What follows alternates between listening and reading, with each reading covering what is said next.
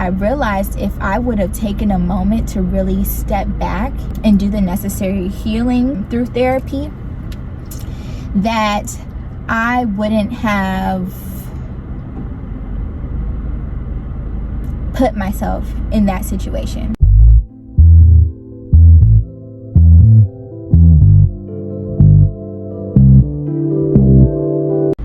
Hey you guys, it's your girl Ivy and welcome back to my channel. Once again, I've taken forever to post, and I'm gonna be real with y'all. The reason why it's taken so long for me to post is because I get into this headspace of like, oh my gosh, I need to like have the right setup, I need to have my ring light, I need to have my makeup done, I need to have my hair done in order for me to post content. And a lovely friend of mine encouraged me to just post, you know. And honestly, the posts where I just, you know, randomly decide to sit in front of my camera and post actually do well. So, you know, I'm going to stop overthinking it and I'm going to be more consistent with my content. But now that I've gotten that out of the way, I wanted to come to you guys today to talk about healing. Because for me, I think healing is weird. You know, and what I mean by that is when you think about healing, you think, okay, you go from one space and you elevate to the next space, right? Healing is supposed to be, you know, you evolve to this new level of being. You're more enlightened, you're more self-aware, and you're able to move in a healthier space. But healing isn't really like that. Healing is more like peaks and valleys. And, you know, sometimes you get to a point in your healing where you feel like, you know, I've really come out of whatever situation or trauma that I've experienced, only to realize there's something that triggers you and kind of like sets you back a bit. Kind of like taking 2 steps forward and 3 steps back. But it doesn't mean that you're not healing. And I think healing is a continuous journey. So it's always important to note that and give yourself grace. I don't think seeking therapy is crazy. I don't think feeling low or outside of yourself is crazy. Wanting to understand why you're triggered by someone raising their voice, why you hate being alone, or why you had a hard time trusting others is not crazy. It's human. And because this month is Mental Health Awareness Month, I just wanted to share where I'm at in my journey in the hopes that it will help you. If you've watched my content consistently, then you've seen the video, hopefully by this time, that, and if not, it's completely okay. I share what inspired me to go to therapy, one of those things being the loss of my dad. So I lost my dad in 2012. And, you know, at that time, I was being the strong one. You know, I was trying to help keep my mom together and keep my little sisters together. I remember talking to him over and over again growing up, and he always used to tell me that at some point he wouldn't be here and I would have to be strong and I would have to, you know, help to take care of the family. So when he finally passed, that was something that was stuck in the back of my head, like, this is the moment that he was talking about. So I played it like I was a little hard ass. I tried to keep it together. I barely cried through his loss. And what that ended up creating was a lot of pent up hurt and emotions. And what would happen is I would have these random breakdowns. I remember vividly being at a cheer competition, and it was while I was in college. Our cheer team was working a cheer competition, and I went to the concession stand on my little break, and I just looked out onto the stage and saw these little toddlers performing their routine. It was the cutest thing ever. But then I look into the crowd and I saw a dad cheering on his daughter, a dad or grandpa, and it triggered me to the point where I broke down, heaving, crying just out of nowhere, and I had to call my mom, trying to calm myself down. And that wasn't the first time that had happened. So in having these outbursts, I realized like I haven't properly managed and mourned the loss of my father. So it's important for me to seek guidance in how I can do that, so I can come out of this space. And I think a lot of times we as people and we as a society try to stuff things down and keep it moving, but those things don't go away. They just lie beneath the surface, and it impacts us whether we like it or not. Another thing outside of that was, I was one of those people who grew up feeling like I did really well at things. I feel like if there was something that I really wanted, I typically did pretty well, not even to brag on myself or anything like that. And so for me, it was getting on the cheer team for the first time at 8 and automatically being moved up to the next level, being like the top flyer for the team, being placed in AIG at a young age and excelling in that way, even through college, going through college, being able to study abroad, being able to land my master's right out of undergrad. And then I got out of that and I hit a wall. It seemed like after I got my master's and I landed my internship at Blavity, I just could not get my footing in the industry that I wanted to be in. And so all of these things were weighing on me, but I was still trying to push through. So therapy was super helpful in that regard. It's nice for us to lean on it's extremely important, in my opinion, for us to lean in on our faith. But I think it's equally important to seek out people who have trained to help us mentally. And I personally think our mental health is just as important, if not more important, than our physical health, because our mental health can make us sick. If you stress too much, if you're down too much, these things can literally make you ill. So there was that. And then also last year I ended a long-term relationship, and for me, I had to realize that as much as I was wronged, I think it's important to also take accountability for the part that I contributed in that relationship. So I guess we'll just start there. We'll start at the present. If you want to hear more about how I managed the loss of my dad and how therapy helps me in that way, I would highly recommend going to that video, because I go more in depth with how it helps me and how I came out of that. But as far as today, we're going to talk career and relationships, because I think that is the most relevant thing that therapy has really helped me work through. And I think it's something that a lot of people experience on a day-to-day. You're always going to be figuring out and managing how you make your money through work or entrepreneurship. And you're always going to be in some form of a relationship, whether you're somebody who's non-committal or whether you're someone who just manages your friendships. So,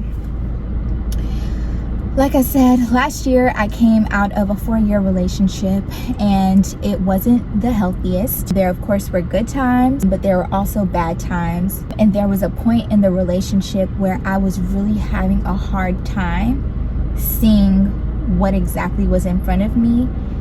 I think in part because I didn't want to believe the person that I loved and that I committed to would do certain things to me.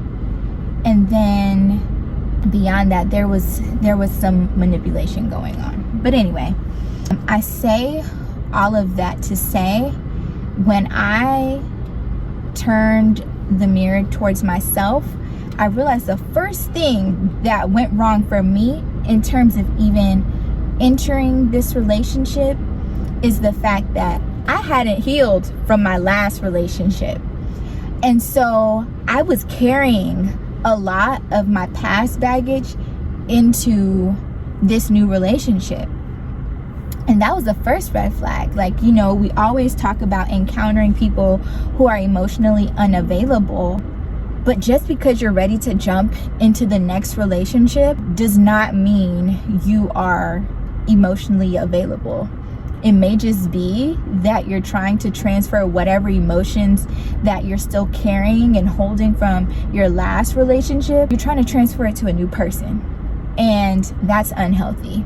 So I had to look at myself in that, like, you know, you had barely just gotten out of your last relationship, you know, you ended that, and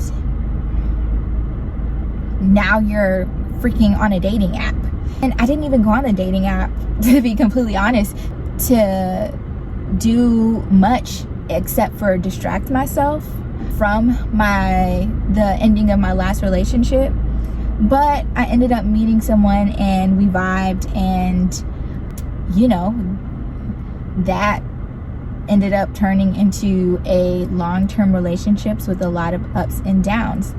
And I realized if I would have taken a moment to really step back and do the necessary healing on myself, maybe seek help sooner through therapy, that I wouldn't have put myself in that situation. And in this conversation, I'm still giving myself grace. Don't get me wrong. Because, you know, I was younger, and sometimes you have to learn the hard way through relationships, trial and error. So yeah, with that, what I didn't know at that time was what I truly wanted out of a relationship. You know, I think just in general, I was raised in a 2-parent home. I saw a loving mother and father kissing each other every day when they got home from work, doing what they could to provide for us, taking us on family trips, just being there as a support system to each other and to us as their children. And so I knew I wanted that.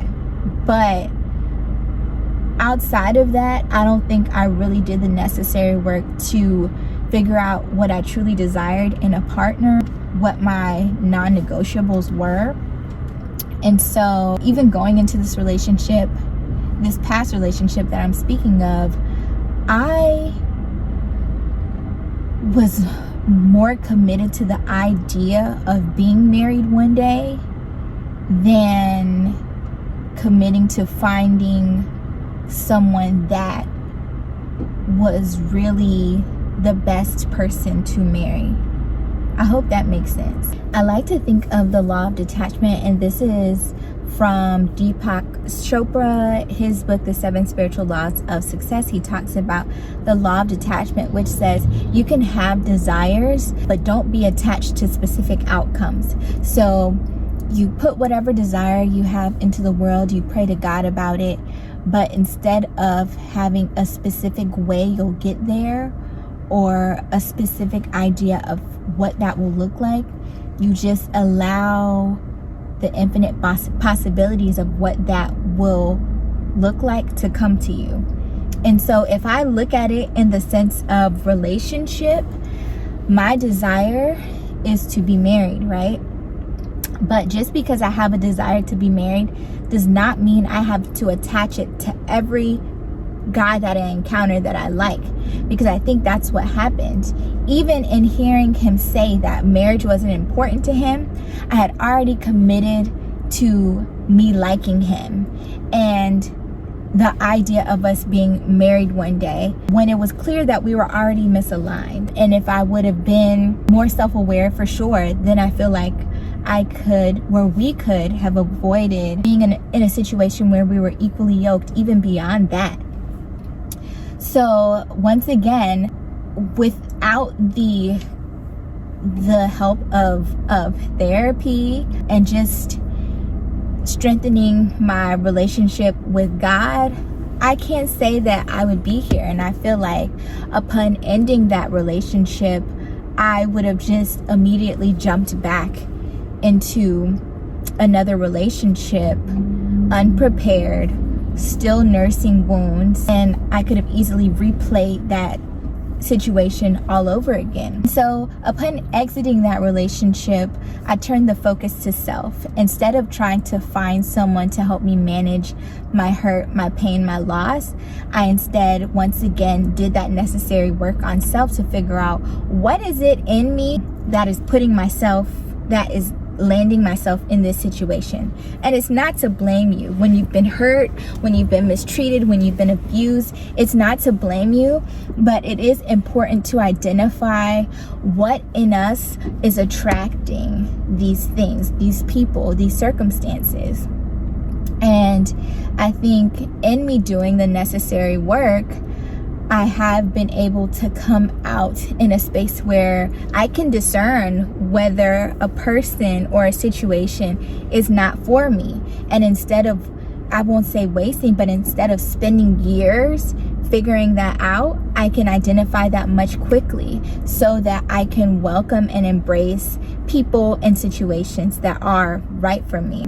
Another thing that I've worked on is coming out of this people-pleasing space.